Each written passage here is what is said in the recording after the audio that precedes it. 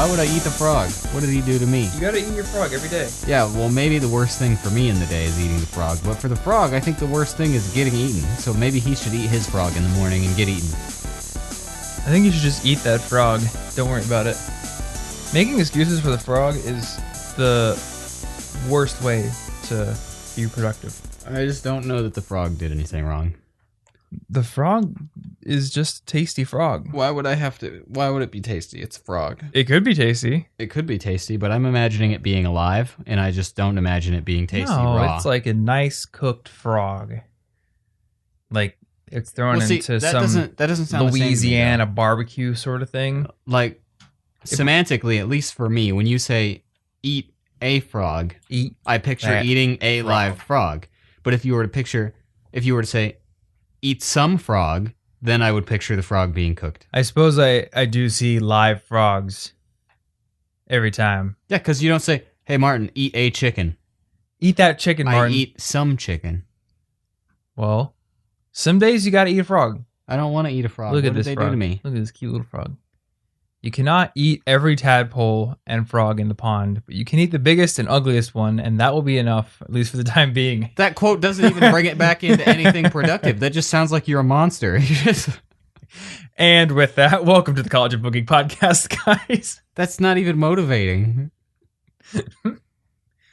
Well, sometimes we start with non-motivating things. Listen, you can't kill everything in the river, but you could kill one thing. Yeah. And that's going to have to be enough for you. Every single day, you could wake up and commit a heinous act of barbarism. This quote? You couldn't commit the ultimate heinous act, but at least you could commit the best one you could commit today. Yeah, and I think that's the message they're really trying to drive home here. There's no metaphor. It's not a metaphor. It's literally just about how many frogs can I kill today? We hate frogs. All these productivity consultants, this conspiracy goes deeper than we've ever been able to know before. All the productivity experts are really just frog haters. Or they're working part of for the frog industry. Then why would they be telling me to go get a frog out of a river? Food industry from France. But I feel like if they're doing that, they would be selling, I don't know, flash frozen frog legs at the grocery store. Oh, Tom. Not telling me to wade out into this river swamp with my gator boots. And you see, once you eat your first live raw river frog, you will get the taste for frog. And then they'll be like, did you know we have gourmet frog? And you'll be like, that sounds a lot better than what I just ate, actually. Bam. Now you're buying premium frog from France. I think the conspiracy goes even deeper than that. And it's actually funded by alligators who want you to wade into swamps so they can eat you. Ooh. Brilliant, huh? They are stakeholders in this. Mm-hmm. They are. The circle of life continues. Yep. Anyway, guys, this is part 2. How do you think this is going so far? Part 2 of our deep dive into our own particular productivity systems. In the last episode, we talked about how we use Asana, which is our task management system of choice. We also recommended using Wunderlist if you're not in a big team like we are. And we also talked about things like if this, then that, and mainly just, I think, task management, calendars, stuff like that, tools. Is that correct, Martin? Yeah. Cool. So today, we are going to follow that up with some talk about our routines, about how we schedule our work on an individual day-to-day basis, and how we make ourselves do the work, how we get motivated, all that kind of stuff. And also, we're going to talk about habits. So, which is interesting because, Martin, I got to tell you, going into this episode, I've been a little bit anxious. Yeah? Because my habits have been destroyed lately. Oh, no. I don't know about yours. Mine have actually been doing pretty good. Have they been? Pretty good lately. Okay. Yeah. Well, maybe you get to take the lead on this episode then, because with August, we've been working on these college packing guide stuff, which, you know what? It wasn't launched when we made the last episode, was it? No. Oh, okay. No, all right. I don't think so. Well, for those of you who only listen to the podcast and who did not see my latest video, which was about the mindset that you should have going to college so you can get over any fear you might have, we just launched a comprehensive guide for all the things that you should bring to college. We call it the Ultimate College Packing Checklist, and you can find it linked in the show notes, which as always you can find over at cigpodcast.com. and clicking on the episode 121 link on the page. But it is also able to be accessed over at collegeinfogeek.com/college-packing-guide. So check that out if you want to figure out what you're supposed to bring to college. But yeah, we've been building that. We've been revamping the resources page and also trying to get videos done. And I'm also preparing for a speech. So sadly enough, my habits have kind of taken a nosedive lately. But over the past few days, I have been reconstructing the system. I have a brand new, smaller daily routine in Habitica. And I will be adding things to that as I prove to myself that I can do the 6 little habits on there. But I'm curious because you said you've been keeping all this stuff together. So what are your routines like, man? What are your habits like? Well, right now I'm using Momentum, which is absurdly simple. You just click off a box when you do your thing every day, and it shows you a big old line of boxes that you succeeded on. And So you're not using Habitica? Nope. Really? Yep. Okay. Eventually, Habitica gets me into the over-justification effect a little bit, and that's Could not you- good for me. That's a big word. Could you explain that? I know what it means, but I feel It's like 2 words, you can't just to drop. be fair. And That is true. So the over-justification effect is when, essentially, it's when you are given enough extrinsic motivation towards something. Something external is motivating you to do something that you once would have done by yourself, and then you stop wanting to do it for its own merits, and you start only wanting to do it for the rewards. Mm. Like if I was a juggler, and I juggled all the time because I love juggling, but then I started to work at a circus, and I got paid to juggle, I would be less likely at that point to just juggle at home for fun because or for people for fun, because I'd be like, well, I'm supposed to get paid when I do this. Yeah. I've actually run into this many different times in my life. Web development is probably the best example because I started building my own websites when I was 12 years old, I think. And I've probably told the story about, my first website experiences, but I started getting clients after high school ended. And I remember there was one particular client, super cool lady. The project was fine and everything, but I just found my motivation to work on the project incredibly low because I was being paid for it. And it was no longer just a fun thing. And I remember I had built websites for free for other people at times and been more motivated. So it's interesting how that externalized money factor can actually kill your motivation. Yeah, that's actually interesting that I didn't think of that example when I definitely am way less likely to just build a website for free now. Yeah. Well, that's a time thing though, right? Well, I don't know. Even if I had the time, it would have to be a very particular circumstance for me to want to just do that. I Well, think. what about your girlfriend's website? Technically, I built that website for a grade. Explain?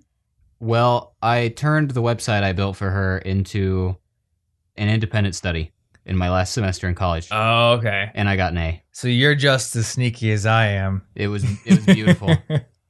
When I was a sophomore, I was in a web development class, and I was simultaneously in the introductory MIS class. And the MIS class had an extra credit project that was totally optional.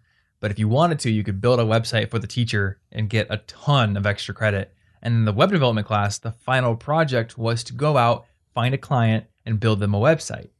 So I just Nice. kind of bundled those two things together. And then I had recently started working at the web development department on campus, and they had told me, Tom, you're not experienced enough in PHP and a couple of other little programming languages to do the work we need you to do. We think you have potential, so we're hiring you, and we basically want you to spend a few months training yourself every day at work. So my training was working on that website. I was Yeah. getting grades for in 2 classes. Yeah, that's a hat trick. Uh-huh. Beautiful. And I just made sure to include a bunch of the new stuff I was supposed to learn. So I built a database for logging in, logging out, registering users, a secret members only area. It was stuff that I had never done before. It was stuff that really made the website very good and helped me learn what I needed to do for my job too. So that's pretty cool. But yeah, over justification effect is really, I don't know, it's like a thing that can sneak up on you. Because Yeah. as you get more successful and more skilled in whatever you're doing, Yeah, it's you get likely that paid you're for going to the get things paid. that you liked, Mm-hmm. and then eventually you're like, I don't like this as much anymore. It's even happened with YouTube for me. We had to talk about this once. I had this string of 4 successful videos. I think starting with the one on not talking about your goals, and they all got over 100,000 views. I'm not sure what prompted it, but they all did very well. And I started to see that in my analytics, it was creeping up for the first time to hit that 1 million views in 1 month mark.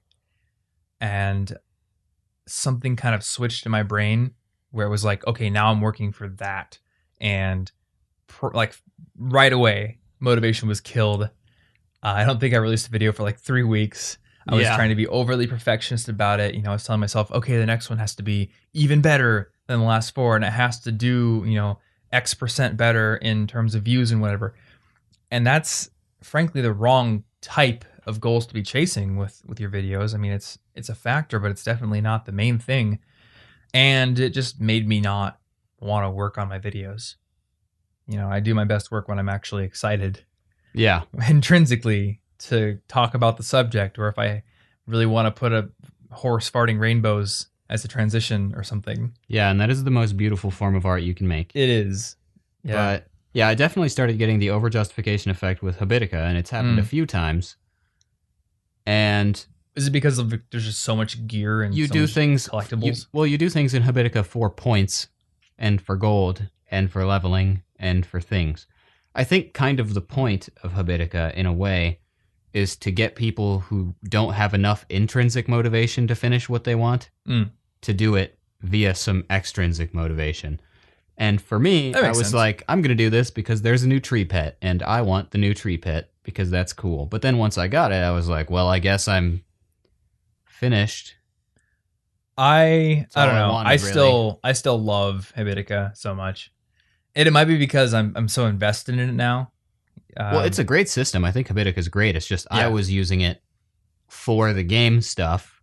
Mm-hmm. And I know you've told me that you're not nearly as concerned with that, so you're kind of ignoring part of the extrinsic motivation, I think. Yeah, because I remember when we were playing it together, you were doing things like you would give yourself an advance on gold so you could buy limited items that were going to go away, and then you would work to get that gold back, essentially. Yeah. You were going a little bit too deep. That was a while ago. Yeah, that was quite a while ago. But yeah, essentially I was playing it 2 or 3 years to get now. the armor, to get the things, to do the things. I really like the system. But basically Habitica works best for me in small doses, where I use it for a while, get it out of my system, and then come back with a different goal. And I've always been very casual about it. I mean, I've been using it for probably 2.5 or 3 years now. And I still don't have all the pets. I don't have all the mounts. I definitely don't have all the gear. At this point, for me, it's literally become a tracker.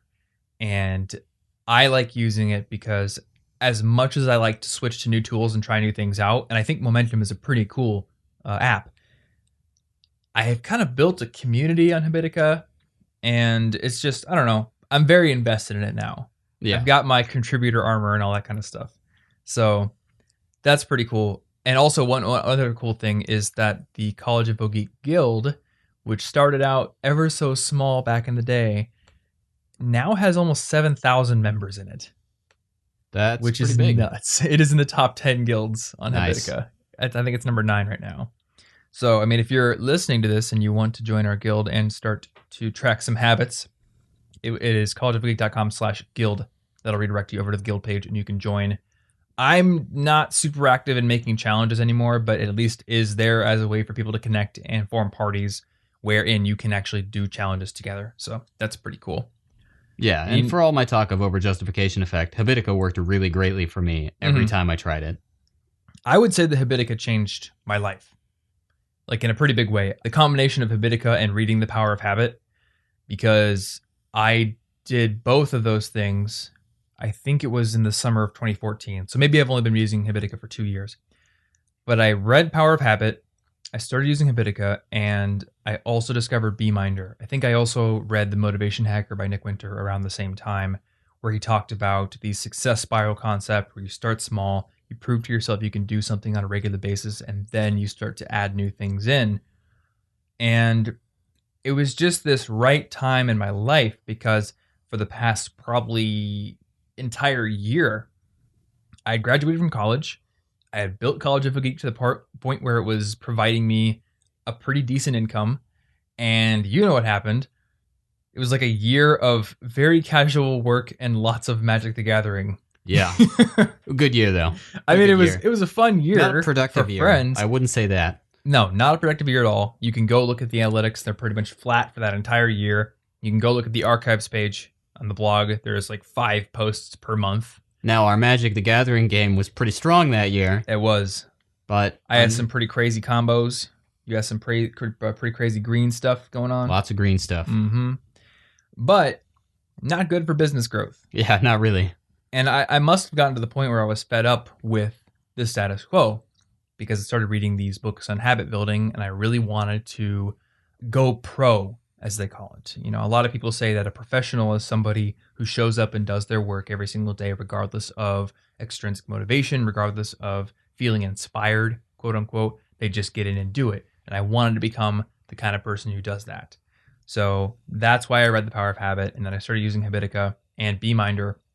And I put myself on a schedule where I had to publish 3 things a week.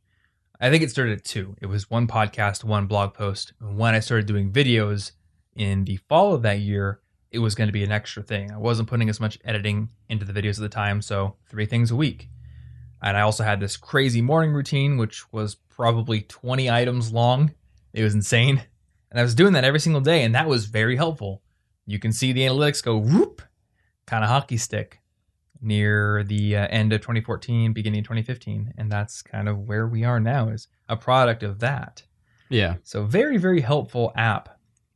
But I'm curious about what you're doing now, because I know you've graduated from it, so to speak. Yeah. Well, I graduate from most systems that I use. And I think maybe Momentum's here to stay. I don't know, because the reason that I tend to fall out of all my systems is because eventually I either get too caught up in the system itself and I'm messing around with the system, making changes all the time. Yeah. Or it's too complicated and I no longer want to keep track of it.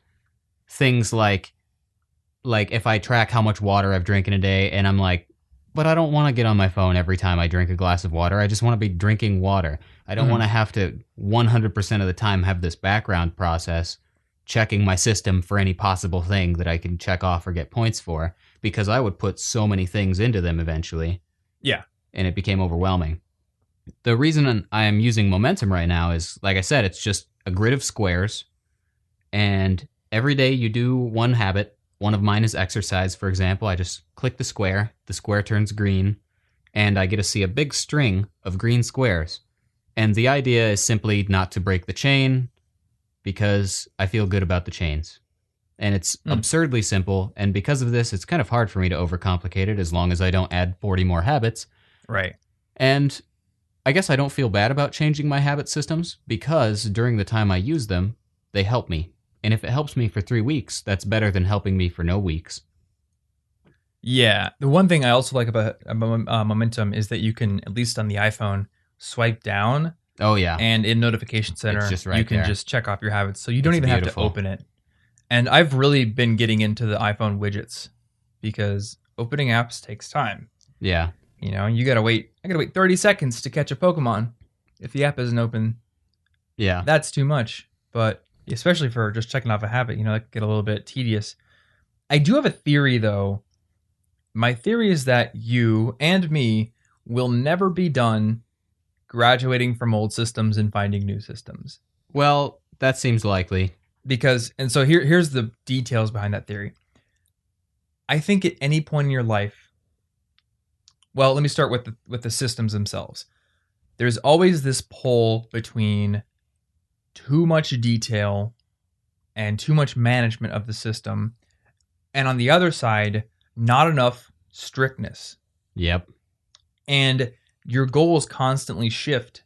Your short-term ones, at least, your goals are constantly shifting due to whatever's going on in your life. At some point, you might be like, I'm really busy right now. I feel like I'm kind of out of control with my habits. I literally just need something to say I've exercised every day. Yeah. And I think that's where you are right now. Yep. Whereas the other day, I just started to notice that some of the muscle tone that I've developed is diminishing a little bit. And that is a product of me not lifting enough. still going out walking enough, and until recently, because of all this craziness, I was still figure skating 3 times a week.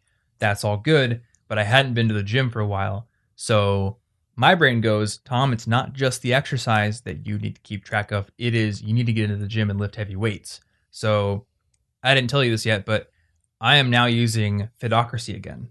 Oh, I have not heard that name in a while. I know, right? I Nice. think the last time I used Fitocracy was about a year ago. And even then it was very casual. But when I was a junior in college, so this would have been 2011, Fitocracy's been around for a while. I was insane about Fitocracy. I was tracking every single set, every single rep that I did, and it was really helpful. I saw a lot of gains that way. And to let you guys know, if you haven't heard about this, Fitocracy is almost like Habitica in some ways, but specifically for exercise. So it's an app and a website where you can track the exercise you do, and your workouts will give you experience points. You can level up, just like Habitica. But there's also quests. And these are not quests that you have to determine. They're actually built into the app. So there's one for, say run a 5K. And then once you do that one, now there's run a 10K. And then eventually it works up to run an ultra marathon. So it's always difficult. And whatever level you're at, there's something that's probably achievable. And you can get badges for that. So it's really fun. You don't get a cool character. There's no gear or pets or weapons or anything like that. But it has those gamified elements in it, and it's broken down by set and rep. And each individual exercise is calculated to give you a specific amount of points based on how difficult it is. So deadlifts and squats are going to give you more points than curls. So it incentivizes doing the workouts that are going to give you the most for your effort. And that's what I need right now. Yeah. So I'm back to using it. Yeah, well, I think you're definitely right about the fact that it's kind of a balance, because it depends on what you're doing in your life. I can't necessarily just say, you know what, I bet I can stick to this habit every day until I'm dead. Yeah. Because what I'm doing changes. So if I'm really busy right now, which I am, it means I want to simplify my habits, keep track of the most important ones in a way that's sustainable so that I can keep it going, because a little bit 7 days a week is better than I planned to do it a lot on Saturday, but then I got busy and then didn't do it at all. And before, my habits in Habitica were getting a little complicated, as well as the fact that I had gotten my tree pet and didn't really know where to go from there. But ain't nowhere to go. It's definitely like a pendulum between simple and strict. Mm-hmm. Okay, so I know exercise is part of your routine then. What else is the wake up? All right. Well, basically, my routine is I wake up, do my exercises and my stretches and stuff that I got to do for my arms while watching an episode of Pokemon in Spanish. And then I go for like a bike ride or something. Then I read 40 pages and I floss. 40? Yeah. Is this fiction or is it literally any book you're reading? Anything other than Spanish. That counts differently because I read Spanish pages a lot more slowly than English pages, so I'd have to be reading for like 7 years. How many books have you read under this 40-page habit? Well, let me tell you, this particular habit in Momentum has only been there for a few weeks, but maybe three or four. Because I know you've been reading through Wise Man's Fear. Yeah. Well, yeah, that's part of why my number isn't too big, because that's like 5 books worth of book. Yeah, well, that's a book where it's very easy to sit down and crush 40 pages.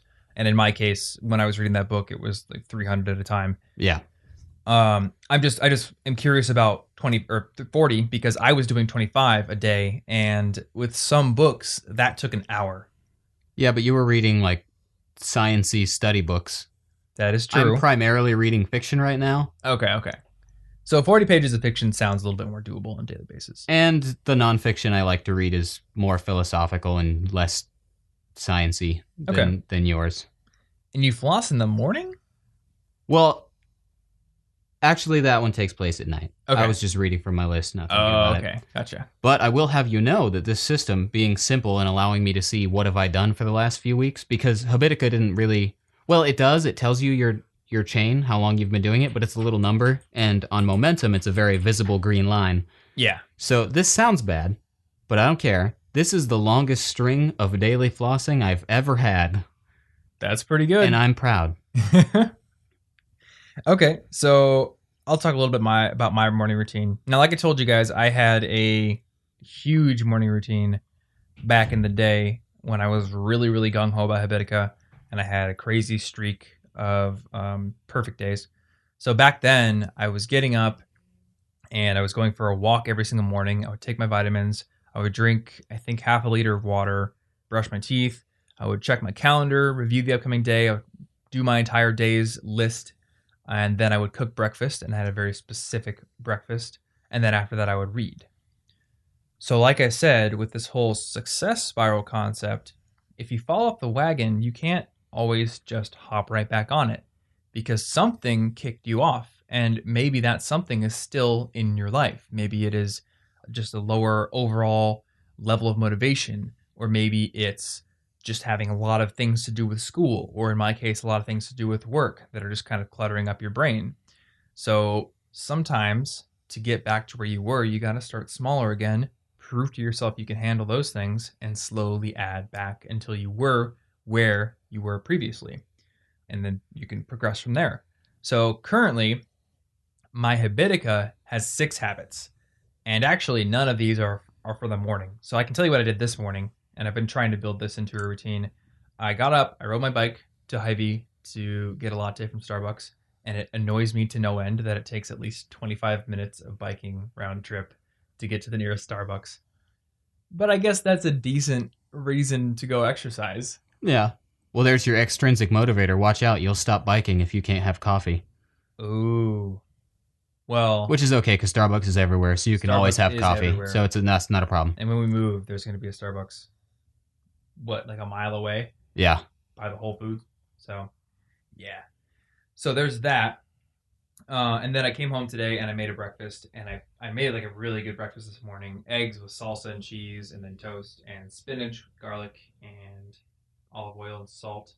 And then I made bacon and had my coffee as well. And that was friggin' delicious. So I'm going to try to do that going forward. The thing that really makes the morning routines tough right now is the fact that figure skating starts so early in the morning. I probably have to wake up at 5:30 most days to get to it in time, and that really leaves no time for a proper morning routine. So it's basically get up, make breakfast as quickly as possible, and get out the door. And then I can go and do that. That takes about an hour. Then getting back, I could do the rest of the routine afterward. But even though it starts early, it gets me back to the house probably around 8 or 8:30, and by that time I'm kind of itching to get to work. So I'm almost wishing I could do that maybe later in the afternoon or at night, and it might be possible. Maybe I could talk to my coach. Yeah. But as a result, my morning routine has been kind of decimated. Yeah, but this is an example of why habit systems change, because like you're not going to be necessarily doing that in the morning for the rest of your life. But at the same time, it would have been pretty dumb for you to be like, yeah, I can't take these lessons. I have a morning routine. That's true. And I really need to do the same thing every morning. I don't want to improve myself in this area. Sorry, coach, I got to quit because I really need to eat a bowl of garlicky spinach. Yeah, I'm missing my garlicky spinach. And I really need to go get coffee. You got to be flexible so you can get the most out of life and such. Yeah, exactly. So right now, the morning routine is in limbo because I need to figure out what my schedule is going to be like for that. But the daily routine, real simple right now. Do the 7-minute workout, and you can find this at, let's see here, if I Google 7-minute workout, what is the URL? Oh, 7-min.com. So 7-min.com. This just runs you through a 7-minute workout. It's all body weight exercises. So I'm doing this because it's a really good supplement for the gym, because I probably won't go to the gym every single day, but I can do this every single day and make sure I get at least some exercise, which goes into the next habit, and that is just to simply fill the exercise bar on the Apple Watch. So I thought about doing fill all 3 bars, and I will probably change it over to fill all 3 bars once I can prove to myself that the exercise bar can be filled. But currently my watch is set to require 30 minutes of exercise every single day. So that could be riding my bike to get coffee, that could be going on a brisk walk with Anna to catch a Pokemon, or it could be a hardcore gym session, or figure skating practice, or 7 minutes of that could be the workout. Either way, I want 30 minutes of exercise a day to be part of my life. Now, what are these other 3 bars for those of us without Apple Watches? Oh yeah, the other 3. So there's calories, and then there's standing. So, and the standing one's really simple. You just have to stand for.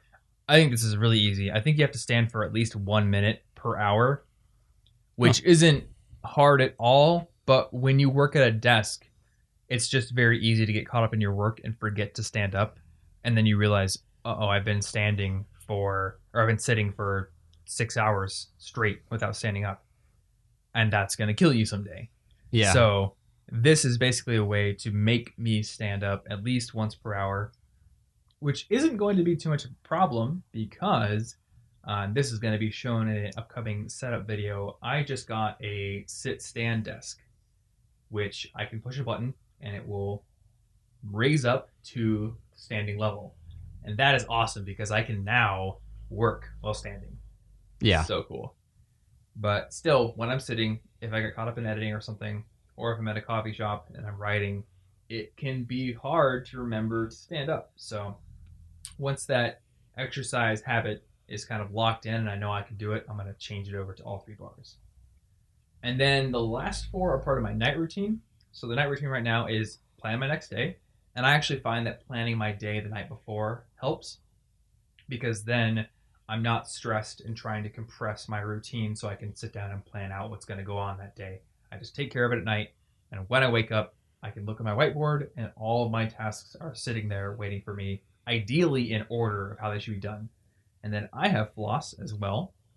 I have a back exercise routine because from sitting in a crappy chair and editing way too many videos, I hurt my back a little bit a couple of weeks ago. So like most injuries, not all, but most, exercise helps to recover.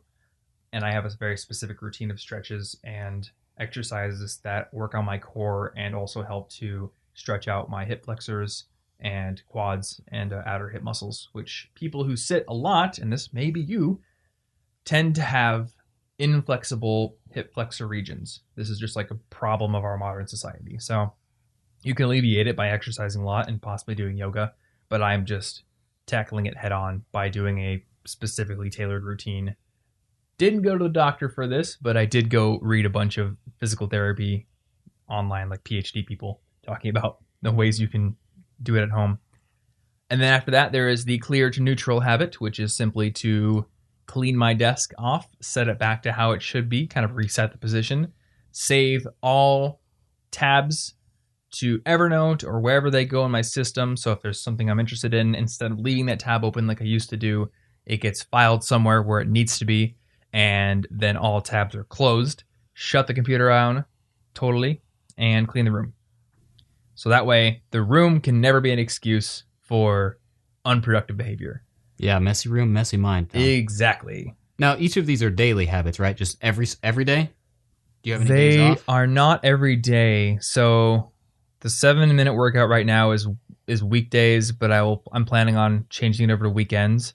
Basically, the reason it's not weekends is because I set it up last night, like right before bed. So there were certain things that didn't get done on the weekend, and I didn't want to start out with that's fair. a bad day, which I actually need to check myself out of the inn. I haven't done that yet. Yeah. So I wanted to start out on Monday, and as the week goes on, I may add back in the weekends to certain tasks. But a lot of them do have every single day. Like okay. Yeah. Well, you can't, the bacteria on your gums is going to be like, it's a weekend. Listen, we'll Mr. leave him Dentist alone. Or Miss Dentist, I floss 3 times a week. Why isn't that enough? I floss Monday through Friday. That's pretty. You know what they're going to say is, that's better than most Americans. At least you're honest. Say, actually, you know what? That's pretty good. I mean, I think most people go to the dentist and they're like, yeah, I totally floss every single night. Looks like you haven't flossed here. And I put a little speck of something in here last time you were at the dentist.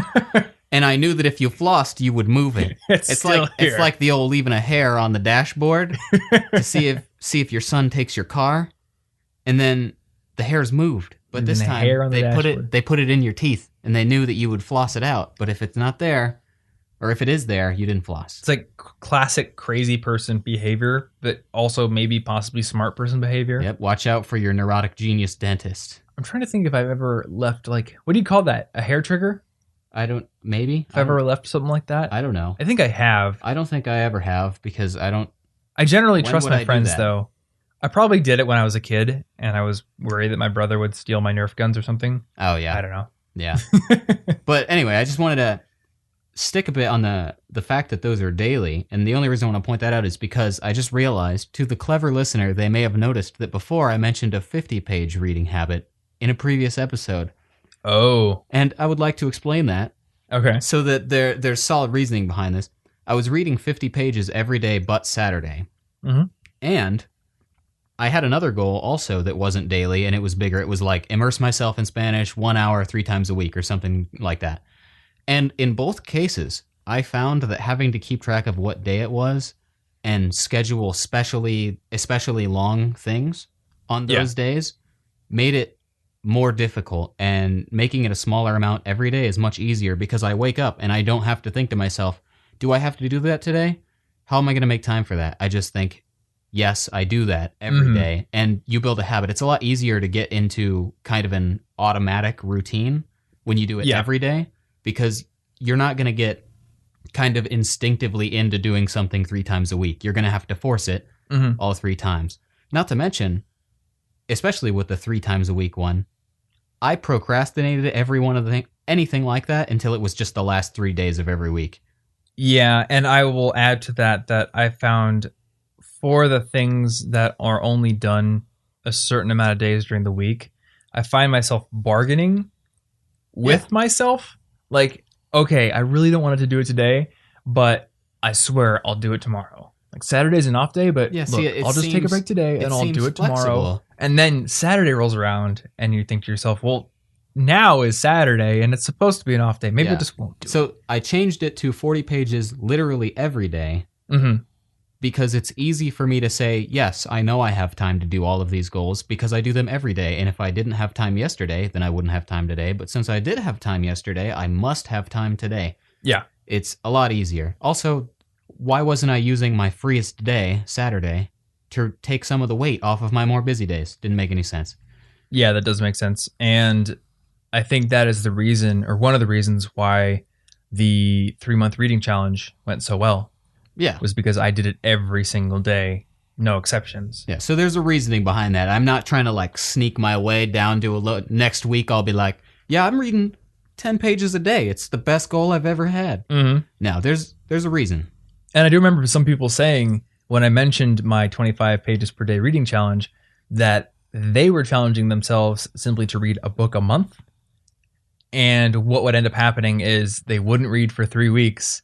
Oh, yeah. And then it was essentially a book a week once every 4 weeks, which can be that's tough. The problem. It's so easy to procrastinate. If it's every day, you can't procrastinate because it doesn't work like that. Yeah. So we have some questions that we got on scheduling and motivation. So I kind of want to go through these and see what you think. Yeah. So one question is, do you allocate time to the day for specific tasks, or do you allocate time of the day to complete all of your tasks and then you pick and choose the order of what to do? So, like, is your routine flexibly adjustable? Like, Yeah. you put reading in front of exercise, or exercise. So in I front of think reading? this was more to the actual work you have to do during the day, not your routines. Oh, okay. Okay. So I try my best to schedule my work in the order that I'm going to do it in. And I used to be, and sometimes still come back to this, I used to be very hardcore about it, where I would time box everything. So I would literally write down each of the day's tasks on the whiteboard, and I would try to estimate the time box basically that I would do it in. So, all right, I got to wake up and we're going to record this podcast. That'll be from 8:30 to 9:30. And then I need to record a second podcast. So that'll be from 9:30 to 10:30. And then after that, we need to start writing the article for the video I just did. That maybe will take an hour and a half, that kind of thing. So I'd literally have boxes, and I would challenge myself to try to predict how long it would realistically take. Sometimes I was successful, sometimes I wasn't. Right now, I'm not really doing that. I haven't done it in a while. So right now, I just write my task list ideally in the order that I'm going to do it in. And sometimes things come up that will throw a monkey wrench into the whole works. Maybe there's a call that someone needs to do, or maybe I really need to go to the grocery store to get something, and Anna only has, this hour of time to do it before she has to go to work at night. So I adapt on the fly, but I find that when I'm planning it out, if I try to stick to the order, it works better, because that way there isn't this decision fatigue of what should I do next. It's just move on to the next thing. Yeah.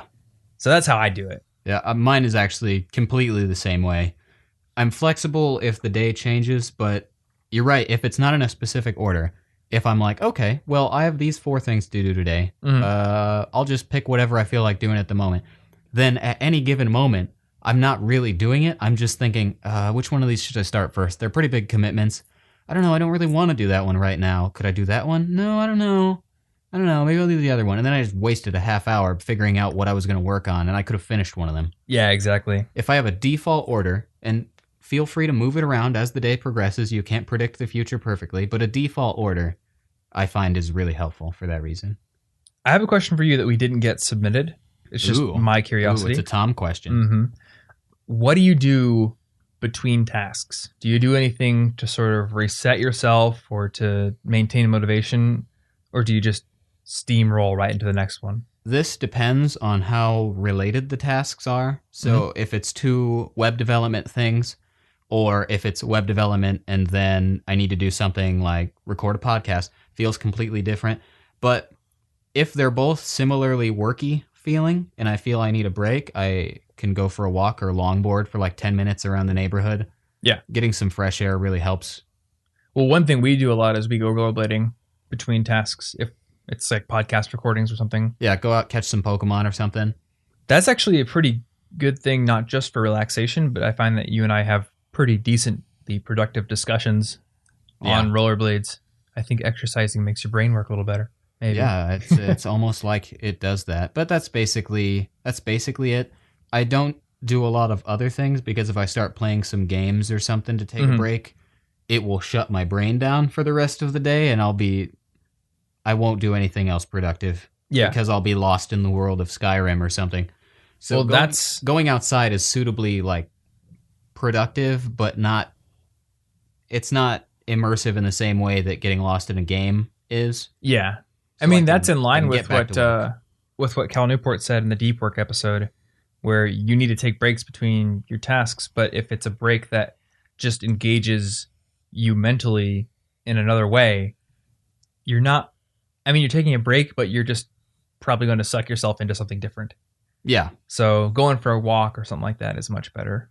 Yeah, I don't want to switch what I'm immersed in at the time. Like, I don't want to switch. If I'm going to a video game or a really good fiction book, I'm essentially switching universes for my mental context. Yeah. I'm going into the world.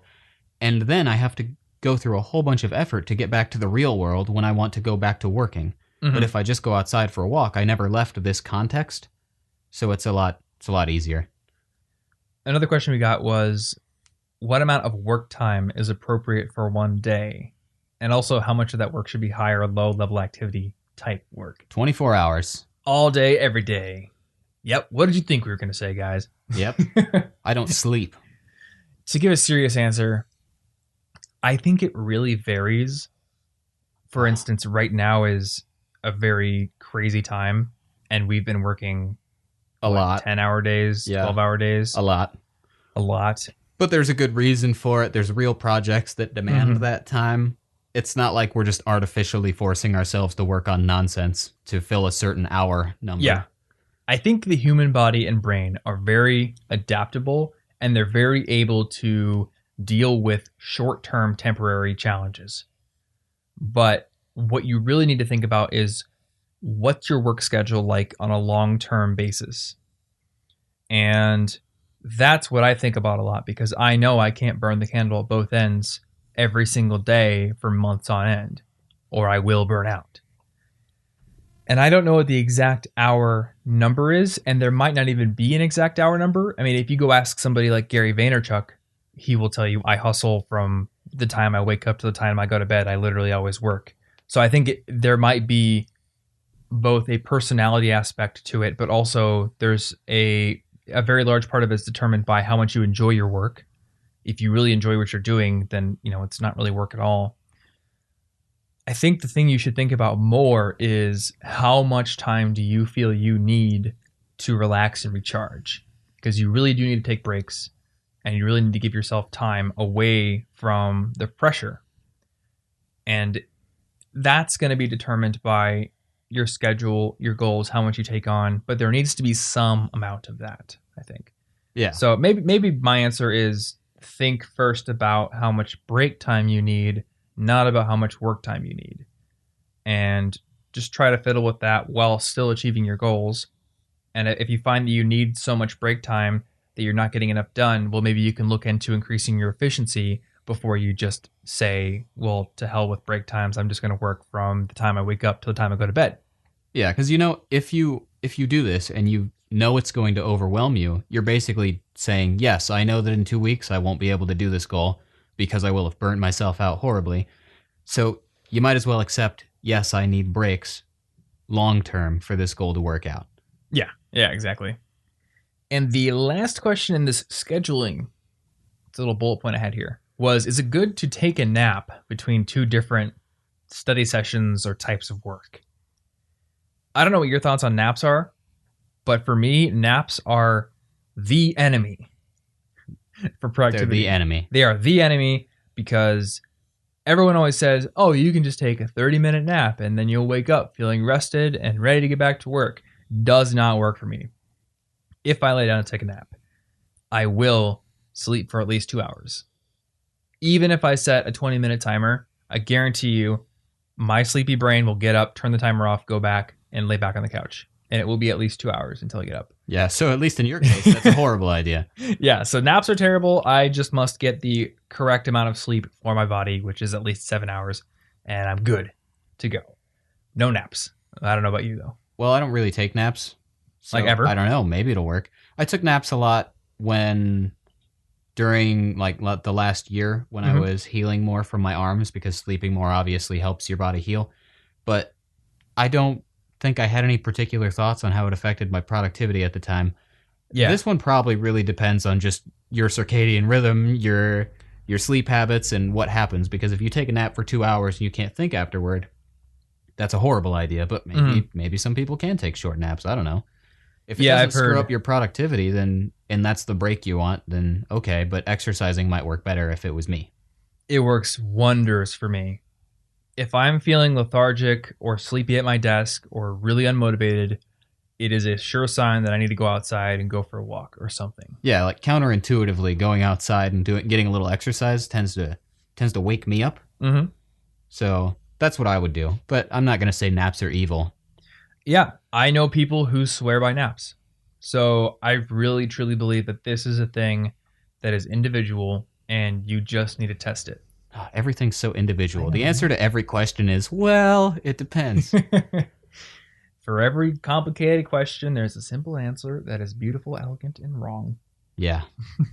And that's why we have to have hour-long podcasts to hash out the complex answers. So maybe try naps if you want. I would say think about what your true night sleep schedule is like first. Because if you're just using a nap as like a duct tape solution for a lack of real sleep, that's not really the best thing to be doing. Yeah. But if you just find that, I'm getting a good amount of sleep, my fundamentals are on lock, and I still think that a nap is nice and helps me feel more energized, more power to you. Sleep on it. So the next question was, I find perfection to be a big obstacle in my productivity. As soon as I go even a little off track, I end up convincing myself that it hasn't been a productive day, and I justify the distraction, and then I kind of waste the day. So is this perfection in the routine, in the productivity like schedule, or perfection in a project? I don't know. I don't think this person really specified that, but I think they're just asking, like, there's this all or nothing mindset that I have to be all in or otherwise it was a failure. And I think what they're getting at is this what's been called the what the hell effect. And the what the hell effect, which is interesting in science because there's been studies that have supported it and there's been studies that don't support it. But to break it down really simply, the what the hell effect is when you have a goal, you fail it just a little bit, and then your brain goes, well, failed it, might as well just make, just count this entire day as wasted and go do whatever I want. The example that is always used for this effect is dieting. So someone's on a diet and then they lose their willpower for a second, they eat a single potato chip, and their brain goes, well, what the hell? You just cheated on the diet. Might as well eat an entire pint of ice cream right now, and we'll start again tomorrow. Yeah. I do this all the time with budgeting, where I'm like, well, I'm already slightly over what I wanted to spend, so who cares? I'll start over next month. Yeah. I think the best way to get over this is to not focus on the failure or the perfection or the ideal of what you're trying to achieve, but to instead focus on an overall trend line of better and better behavior. So if you fail now, maybe you should tell yourself, yes, I failed, but look how long it's been since I failed last before this. You know, Yeah. maybe a few weeks ago, I was eating potato chips left and right, stuffing them in every possible orifice, but now I just ate one. That's an achievement in itself. Yeah. So I'm going to continue to keep this trend line going upward. I'm not going to eat a potato chip for the next 2 weeks after this. And I think you can do this with productivity. If you find yourself being distracted, acknowledge that it is what it is. It's 5 minutes of distraction. You went on Facebook for 5 minutes, or you screwed up one little aspect of the project. That does not mean the entire project or the entire day is a complete wash. It means you've used a little specific time slice in not the best way. So maybe you need to go for a walk, go kind of reset your mind, reset your focus, and come back and tell yourself, all right, I've moved over that little speed bump, that little hurdle, and I'm going to be right back into it. Yeah, and this is, this thing also applies to habits. And related to that, some bloggery person who I don't remember, maybe I'll Google it and give them credit in the show notes, but somebody said, like, don't fail twice, because failing once is not a pattern.